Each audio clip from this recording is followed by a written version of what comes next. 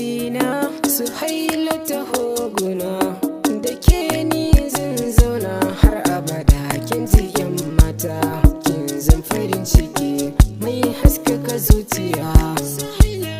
Rayuwa sai da ke sanyo a duniya, mun zama hanta da jini da sarauniya.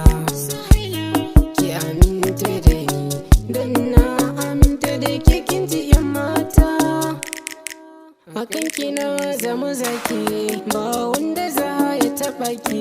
Kuskuren haka zan yi yaƙi, duk wanda dai ya taɓa ki ban san ganin fushin ki. Su haila gimbiyar mata, buri na su haila, zan so na zo gidanku. Karki ce mini lala, zan so na zo gidanku.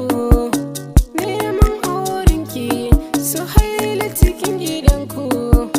Ki amince soyayya zai ɗore yar gata. Sarauniyar mata, gimbiyar mata, tauraruwar mata, su haila kin yi rata, don kin shige zuciyata. Na baki amana su haila kin ji in mata, sai da ke zan yi rayuwa su haila ke na fifita. Karki yau mini nisa da su haila zan jigata.